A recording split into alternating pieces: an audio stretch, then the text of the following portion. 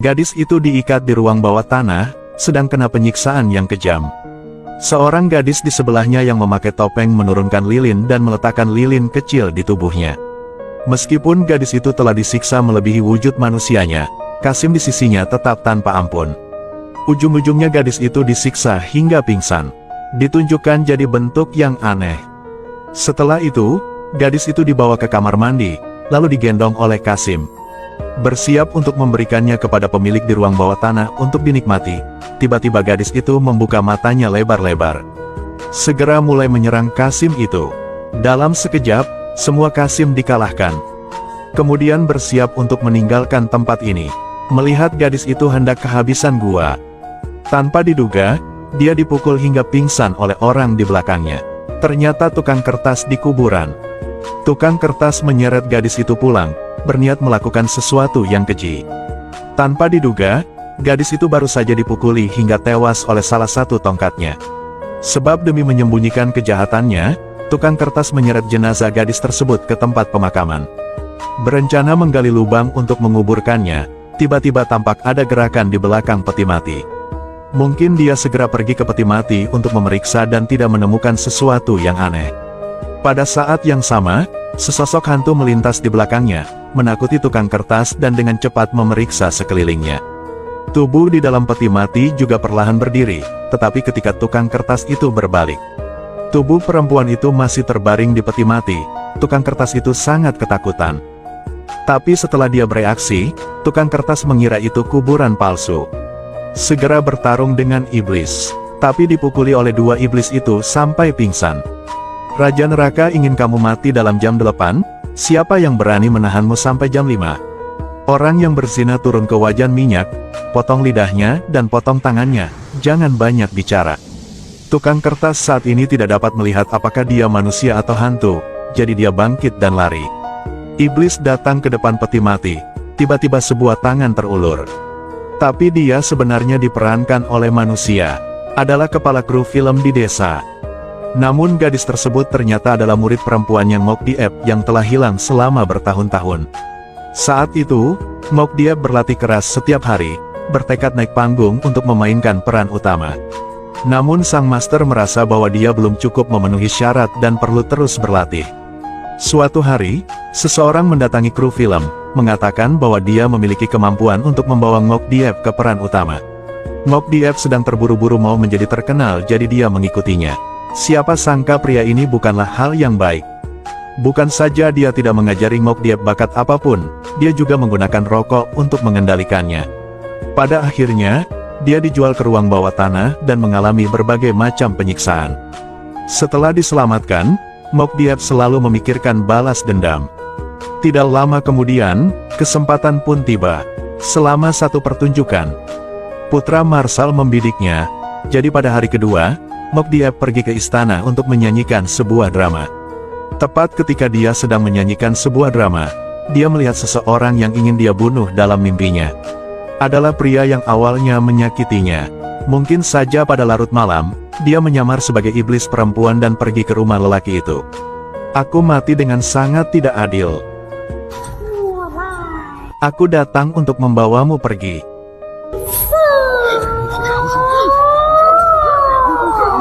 Pria itu begitu ketakutan hingga langsung melarikan diri. Tentu saja Mok Diep tidak akan melepaskannya. Dan pria itu digantung hingga mati di dalam kamar.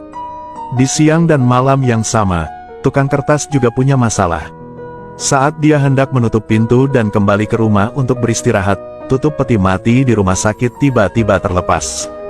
Pada saat yang sama, ada tangisan aneh di dalam. Tukang kertas itu melangkah maju untuk memeriksa. Tiba-tiba sebuah tangan terulur dan menariknya ke dalam peti mati. Ini tentu saja merupakan balas dendam Mok Diep. Karena tukang kertas itu pernah menajiskannya. Keesokan harinya polisi datang ke lokasi kejadian untuk menyelidiki. Menemukan ada bekas luka di kertas di sekitar leher pria itu dan dia masih memegang kain putih di tangannya. Kepala polisi merasa bahwa segala sesuatunya tidak sesederhana itu. Melalui penyelidikan, kami mengetahui bahwa kain putih inilah yang menjadi bahan kostum rombongan. Jadi polisi mendatangi rombongan tersebut dan membawa pimpinan rombongan ke kantor polisi untuk dimintai keterangan. Pemimpin kelompok tahu bahwa semuanya dilakukan oleh Mok Diep. dan meskipun dia disiksa, dia tidak membuka mulutnya. Demi menyelamatkan tuannya, Mok Diep terus berpura-pura menjadi hantu dan pergi ke kantor polisi. Namun ketika dia tiba di sel gurunya,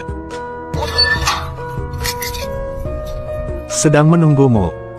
Begitu saja Mok Diep yang ditangkap, dia pun mengaku berpura-pura menjadi hantu dan membunuh seseorang. Keesokan harinya, Mok Diep dibawa ke jalan, berdasarkan hukuman lokal.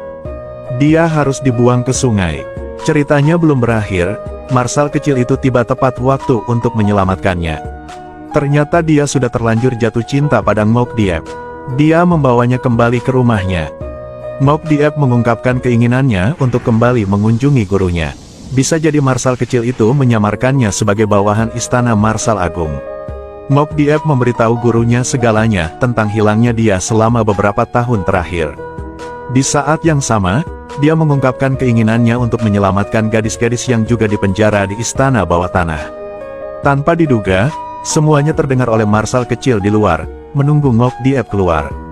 Marshal kecil itu segera memeluknya erat dan berkata ingin pergi bersama. Begitu saja, keduanya mencapai pintu masuk istana bawah tanah.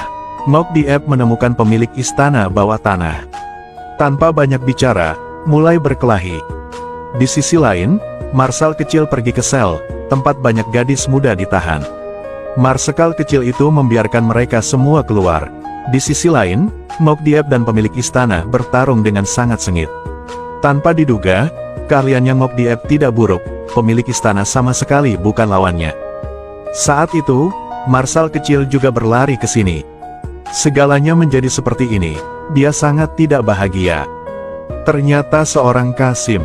Pada saat ini, tiba-tiba terdengar suara dramatis.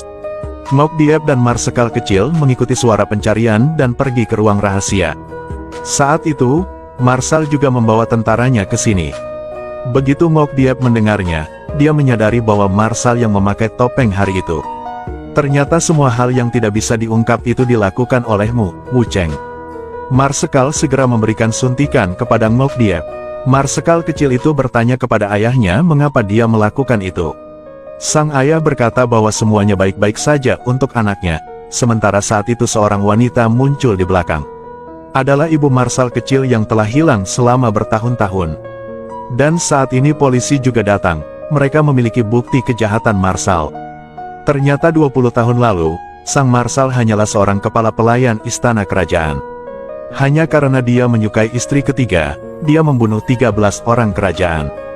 Karena Marshal Agung tidak dapat memiliki anak, dimungkinkan untuk segera mengganti nama putra Sandiniang dan membesarkannya.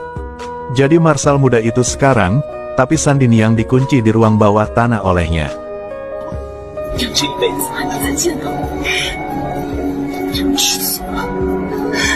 Marshal besar melepaskan tembakan untuk membunuh Marshal kecil. Mok Diep melangkah maju untuk memblokir senjatanya. Tapi Marshal juga tewas akibat tembakan lainnya. Begitu saja, kasus gadis hilang di kota terselesaikan. Tapi Mok Diep telah meninggalkan dunia manusia selamanya.